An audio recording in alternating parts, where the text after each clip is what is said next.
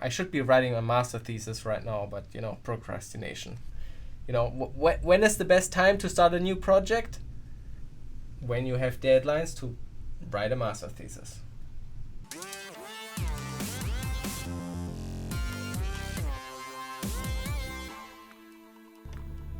Hello, hello. Hello, everyone.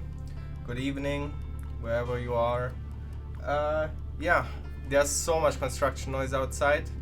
I'm sure you can hear it, and I'm really sorry about that. I hope it stops soon. It's already 7 p.m., so they should hopefully stop soon.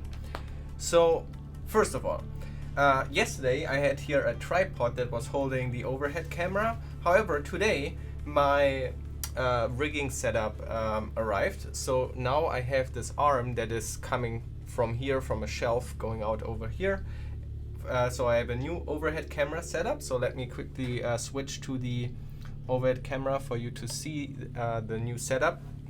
So in that way, it looks kind of like yesterday. We have again the workspace where we can work, and we have up here the oscilloscope that we can look at. So I think it's pretty neat. This way, I think it looks better. Stream, we will continue with Ben Eater's series, and the thing is, the next few videos are him explaining certain types of flip-flops. If I look here in the playlist, he will talk about the SR ledge, the D ledge, and the D flip-flop. So I assume these are mostly just educational videos, not necessarily where we will continue the build. So that means that we will probably just lay back for a little bit, and I will be a reaction streamer. We will just watch these videos together and try to learn from them. For completeness sake, I definitely want to watch them, and I will also probably learn stuff from it. So my background knowledge about this is actually from school. I went to a technical school before I went to university. And at that school, we did learn the basics of electronics. So we learned like how to simplify, gates, truth tables, and stuff like this. And we also learned about the different kinds of flip-flops and latches and stuff like that. So that is now probably also 8-9 years ago for me, actually, at this point. Feels so old. But so this will be also a great refresher for me, and I definitely couldn't explain them myself anymore right now. So I'm really looking forward for Ben Eater explaining them, especially because Ben Eater is so much more detailed and has really great insight that he always provides in his videos. So I'm really looking forward to watching this. But this also means we will be watching these videos, and I will be quiet for most of the time. And in the meantime, I will then eat, because I haven't eaten yet. But I thought, if I have to watch these videos anyway, I can I can watch while we I can eat while we watch. Hey, I'm a noob who has been learning from Udemy. My friend who has been doing this for years suggests me to learn Python first, but when I try to do exploit exercises, I see it's C language based. What should I learn first, Python or C? So first of all, what did you watch on Udemy that you still haven't learned that stuff? That's just my small criticism of Udemy. I don't think, I'm sure there are great courses, but I think the most of them are garbage. So please don't spend money on them. I think my videos provide more value than most Udemy courses, and my videos are free. So it always kind of annoys me and makes me mad that people would spend $10 on Udemy courses because they cost money. There must be more value, but then they are shit. While you can get my videos for free, or even just support a little bit on Patreon with like $1 per video or something like that. Just my small rant, I'm sorry. But well, it depends on what you want to do with exploiting. Exploiting is a broad term. Typically, or usually how I refer to it, especially in context of my channel, I talk about like the series I have on binary exploitation is mostly about small C programs. But in reality, exploiting could mean anything. It could be web application exploitation, or it could be compiled programs. But then it also depends on with what language this program was compiled. Exploiting programs written in C++ are somewhat different than just raw in C. But I think C is the simplest way to learn about this kind of low-level exploitation. C++ just kind of adds on top of that with different kind of language features that you can abuse during your path of exploitation, and a few different kind of primitives that exist in these other kinds of languages. So I think that's the way to think. Now, also, I don't think what should you learn first, Python or C? You know, why do you even make this distinction? Just learn what comes up. When you see a problem that you need to solve, then you learn the tool that helps you to solve this. So if you want to write a script that does something, then is the moment you learn Python. And if you want to learn a bit about like exploitation, this kind of, you know, these basics of exploitation with C, then you learn C. And now you maybe need to write an exploit script to exploit what you want to, you know, what you have written in C. Then is the point when you learn Python. So don't think that you need these blocks. Now I need to learn Python and now I need to learn C, and which one do I do first? It's all intertwined. It's all interconnected. You jump between those topics all the time. So I think that's the better way to approach this. And my recommendation would be, of course, I'm a bit biased, or you know, I also don't have a lot of, I can't compare much, but I think you can just start with my binary exploitation series, and it is on it used to be exploitexercises.com, but it's now called exploit.education. That's the website that my videos are about. So you can follow along, you can install this, you can try them yourself. When you get stuck, you can watch my videos and try to do it yourself. Also, don't get stuck on the videos. Even if you feel kind of stuck, keep watching a few videos, because this is the problem. A lot of these knowledge information things have kind of circle references. So sometimes certain early videos become clearer once you watched a later video. So just feel free to explore. Don't be scared. Play around with it. Along the way, you will maybe write a little bit of Python or a little bit of C. That's my little rant there. Yes, I've been doing the education sites Nebula. It's very interesting. Yeah, perfect. You're on a good path. Don't worry about it. Keep doing. That's great. That's exactly what you should be doing. And please don't waste any more money on Udemy courses. Please, please, please. Do this, what you are doing. Play kind of sites like Exploit Education, like Nebula challenges or whatever. Go that path. Check out Pico CTF. Check out all the other CTF websites. Don't worry too much about which CTF. You just need to get started and play them and get stuck and get frustrated. That goes way more than any course. Cool. So yeah, let me switch here the screen to the laptop so that is working. Awesome. Let me put myself somewhere up here, I guess. Oh my gosh, they do street construction work outside, so the whole apartment building is shaking. I'm like on a upper floor and I still feel the floor shaking. Okay, everybody ready? Watch some YouTube videos while I eat. And what we've got, just like the diagram here, is input A is connected to this switch.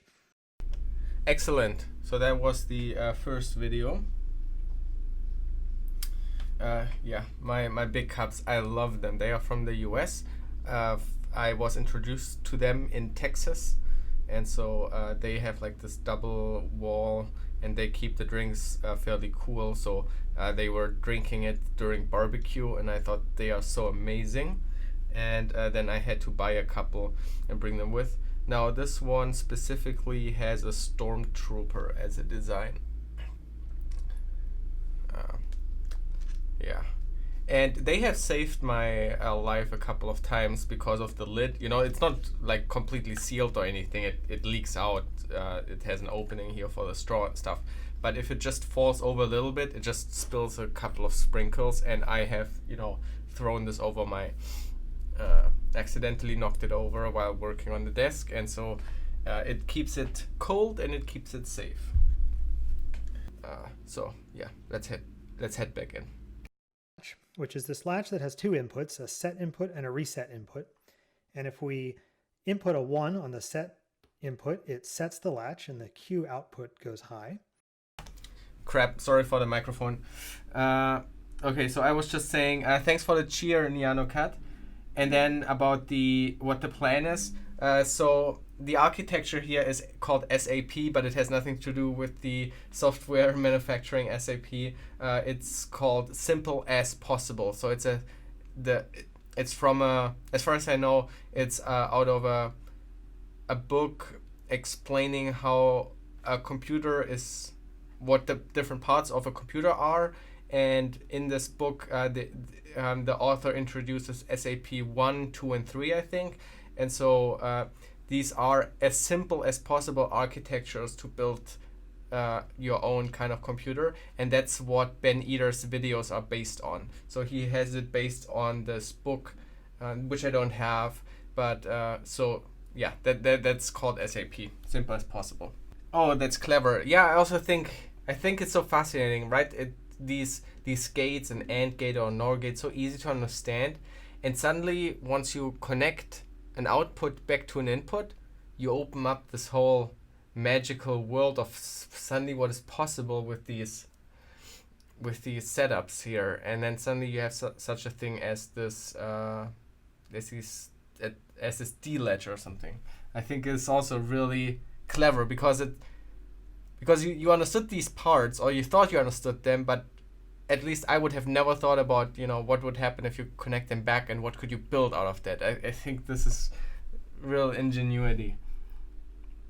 It's to make a register probably. Yeah, let's us maybe peek forward. What is the next video in the series? It will be the bus architecture and how register transfers work. Yeah, so I guess we will head into the registers next. So if we want, we can just verify that this works the way that we think it should.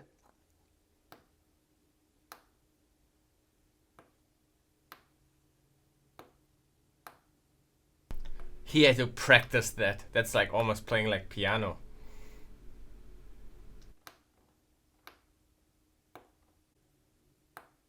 I probably learned this in school, but I completely forgot about how the edge detection, like how a pulse is detected, how it works. I'm pretty sure we had flip-flops in school, but yeah, I completely forgot that it basically converts it into a very small pulse through something like here with a capacitor. So let's see. Welcome back, Toby. We haven't really actually done much, by the way, in those 54 minutes already of streaming. We basically just watched the 3 videos. Crazy. Yeah, I wonder actually what the next steps are. Should we build like the bus and stuff like that? How are they still constructing outside? It's 8:30. Where are my conservative Germans that complain about the noise in the evening? Well, I don't want actually any noise complaints. I intend to also stream in the middle of the night at some point. So far, my neighbor has never complained me staying up and recording videos and stuff like this. So I hope no neighbor would ever complain when I also stream at night at some point. But it's still kind of surprising how late they are still working on the street there. That's a trick. He just wants to stretch time until his wire stripper is shipped. Yeah. Oh my gosh. Okay, wait. That's another thing I need to tell you really quick. So, if you live in Germany and you have Amazon or even Amazon Prime, the delivery is so fast. Like, I'm so used to next day delivery of anything I order on Amazon, especially because I live in a big city, so everything is usually here the next day. It's it's 95% sure that it will arrive the next day. However, for this year, the wire stripper I ordered with my Amazon business account that is registered to the company, that is dealing with the income of like my YouTube and stuff like that. Because it's a business expense for me, I just buy it for the stream.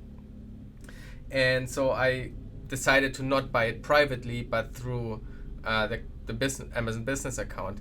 And that service is garbage. I've ordered this on Friday, I think. The wire strip I ordered on, I guess I ordered it on Monday probably. But there are things that I ordered on Friday even and stuff, and they just got shipped today. What is this? That's not what I'm used to from Amazon. It's really, I'm too spoiled. Okay, let's watch the next video. Things that's connected to the bus is outputting something at any point in time. I'm a bit worried about the next video and building the module, because I've already streamed for 1.5 hours again. Not doing it would mean we didn't do anything in this stream. That would kind of suck. And tackling the next thing, then I kind of want to get it to a finished state, and I worry that will then take us too long. So not quite sure. But I definitely need a mate now. I'm so tired. So maybe you can watch a little bit the lights blinking for 30 seconds until I'm back with my mate. Oh, but I could also, just for fun, get it to roughly 30 FPS, just a little bit higher or lower. And then you get a nice pulsing light that you can... Awesome, look, that looks cool. So that is, they are running now with close to 30 FPS, or 30 Hertz. Good old Club Mate. That's the mate choice for me. The dog just joined me. Come, do you wanna say hi to the stream? Yeah, he's very excited to be carried up and sitting on my lap. Yeah, isn't that a cutie? Do you like that scratch? You like that scratch? Okay, I let you down again. There we go. I'm way too tired to just be watching videos. Oh, god damn it, I want to strip some wires. This is a 7474 or 74 LS 74, and that is basically has 2 D flip-flops built into it. And so this is the data sheet for it, the 74 LS 74, and you can see it's got 2 D flip-flops built into it. And we're using this one over here that's sort of these pins on the bottom, and so you can see it has the D input here. You can see it has a clock that goes over here to the clock input. You can see it has the Q output over here. It has our inverted Q here as well. I think you could build a register in about 30 to 40 minutes. Yeah, okay, then let's start the next video and get going. I wonder, do you run the streaming from your PC or from your MacBook? The streaming setup right now looks that way, that I stream from my Windows machine over here. That one has the main OBS with all the scenes and Streamlabs and everything set up. This is where the cameras are connected to. And then I have the laptop here. This is the screen you are seeing right now. So this is this laptop here. And there is this plugin for OBS called NDI, I think. You can see it here in the tools. It's called NDI output here.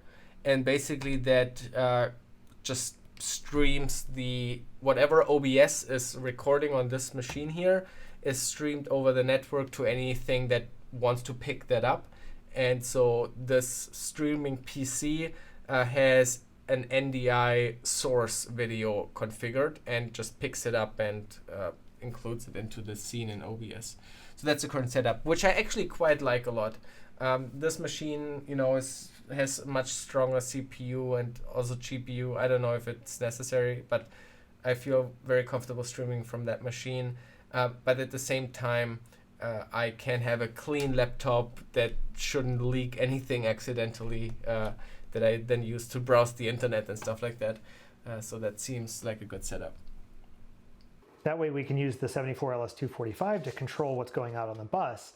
So have the 74LS173 register always on, so we can see the LEDs to tell us what's in the register. But if the enable is high, meaning it's not enabled, then this is essentially shut off and it's not outputting a 0 or a 1 to the bus. Oh, hey, Zoding, thanks for the raid and welcome everybody. Or for the host, thanks so much. Zoding is streaming a lot of development, so everybody who has been here right now and hasn't heard of Zoding, definitely check him out and leave a follow there as well.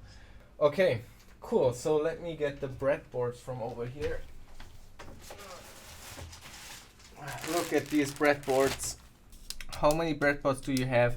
So the part list from Ben Eder requires 14, and I bought 16.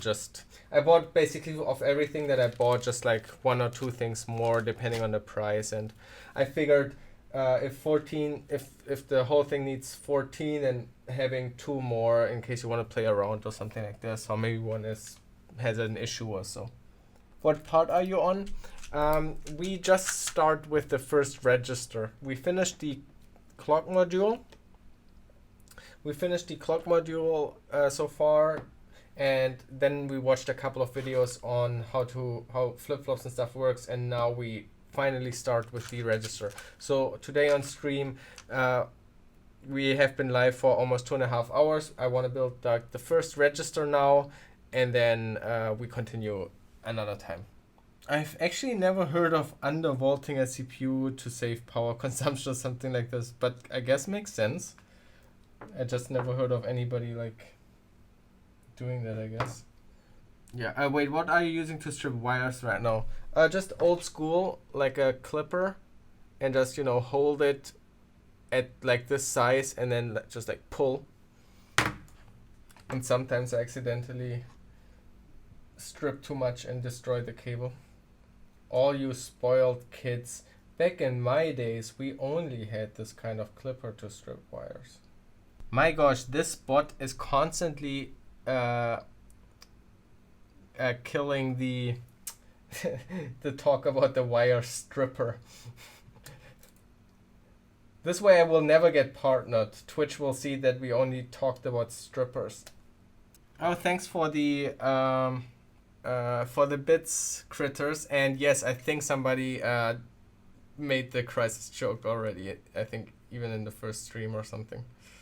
By the way, Soding reminds me again that this time, can please somebody remind me that I host somebody when I go offline. The past 2 days, I always forgot, and when I'm off, I realize, crap, I forgot again to host somebody. What a waste. By the way, do this stream alerts with the sound work now? I can't hear the sound because I'm not connected to that PC. Like, these headphones are connected to my laptop. They should. I definitely also need to get my pliers with the pointy ends to apply these kind of small stuff more easily. You can store only the notes and make noise with the beeper. Yeah, that makes sense. Critters, thanks again for the cheer. You should turn off autofocus on your main camera. It keeps pulsing when your hands are not in shot. I don't understand Twitch. What does it mean? Critters cheers shared rewards to 3 others in chat. What does that mean?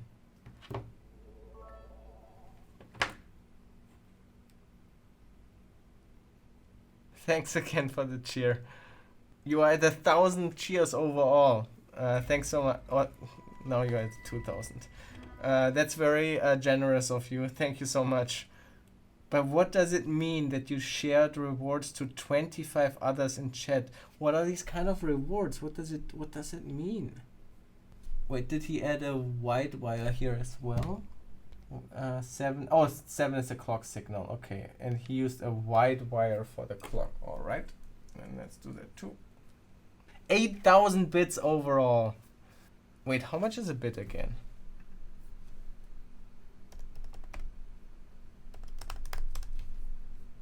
That's $80? Well, thank you very much. It's highly appreciated. I feel very honored that you think I provide enough value that deserves $80 from you. That's very nice. Thank you. If you continue at the current rate, dude, that $80. Okay, so this stream earned me more than a typical live overflow video earns in ad money. Just to give you a little bit of context, and this with like 60 viewers, right? Like, just the relations here. I can tell you how much, for example, which is a kind of a bad example because it's obviously not performing well because it's a very technical video. But ad revenue from my latest video, which I released on Sunday. Okay, so last video that I uploaded on Saturday so far made $11. Just to, it's YouTube rich money, the ad money. The past few streams have been way less work. It was 3 hours, but 3 hours I don't get very far with a live overflow video. So doing a stream like this has basically been a much better hourly wage than my YouTube videos are with 300,000 subscribers. So it's crazy with how small audience on Twitch. I mean, Critters was kind of an exception now. That's not like that would happen every day. But I've seen it like other streamers kind of make it work with fairly low view numbers, which is impossible on YouTube. It's just like on Twitch because the donation system and the subscription system is so part of the whole Twitch experience. I think viewers and there's also a much more closer relationship, so people are more inclined to pay for it, to kind of convince somebody to just even pitch in $1 per video that I work on multiple days or something on YouTube is so much harder than to ask somebody to like subscribe with Twitch Prime or something like that. Fear, don't pressure people into cheering more. This was extremely generous already and absolutely unnecessary. So that is more than appreciated.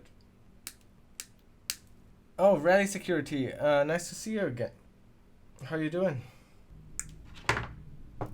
Why can't we just not all have fun and somehow something magic takes care of the taxes? Being employed is so chill about taxes. It just works automatically. It's so nice.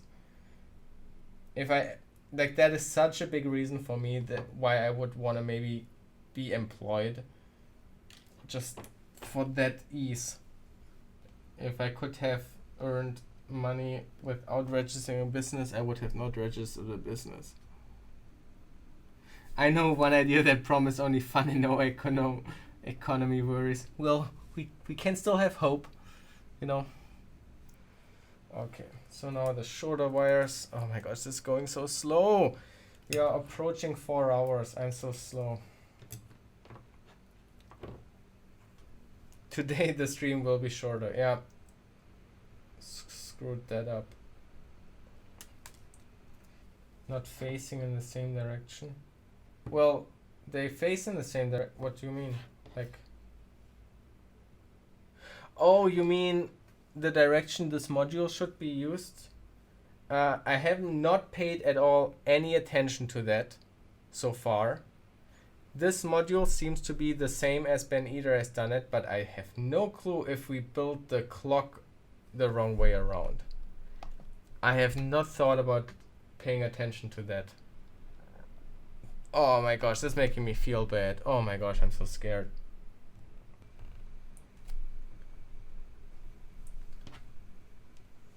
We did it! It's the correct way.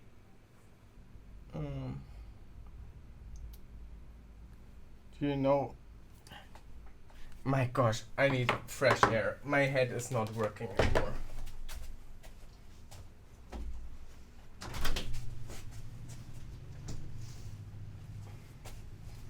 I can barely read chat. You do know that it does matter if you use GND of the breadboard for VC and the other way around. I mean, it's just an indication. What are you talking about? Yeah, of course, it's labeled.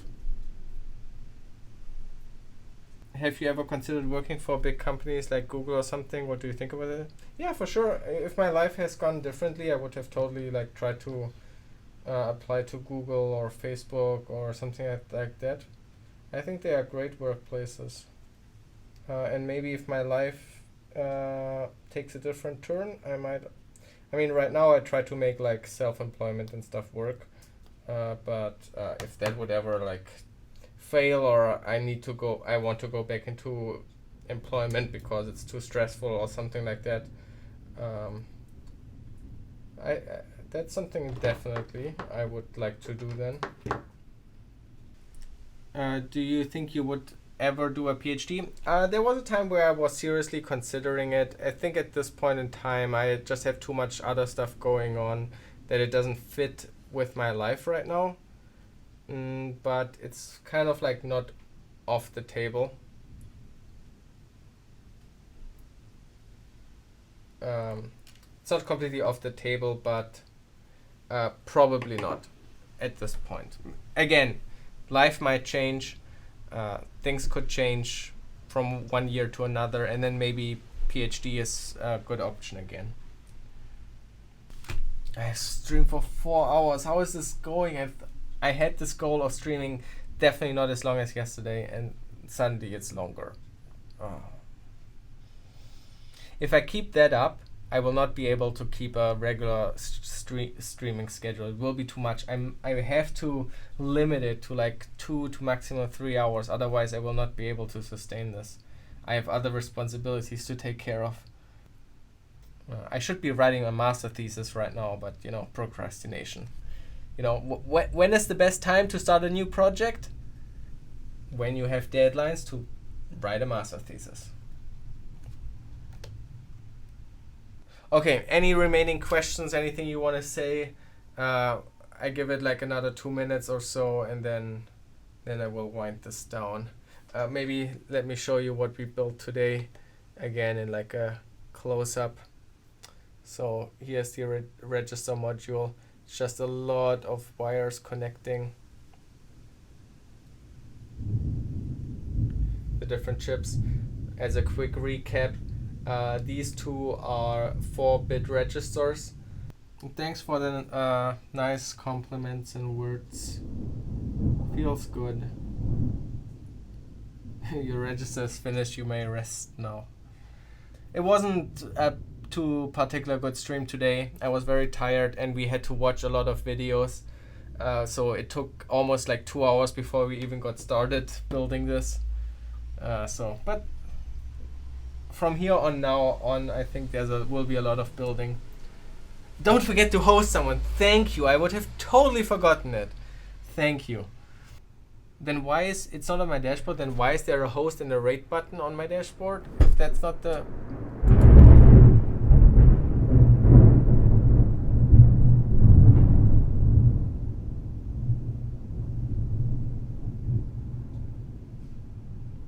Oh, /host, is that a thing?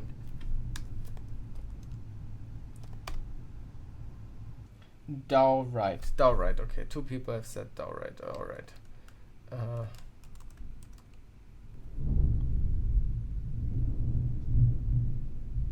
Bye-bye.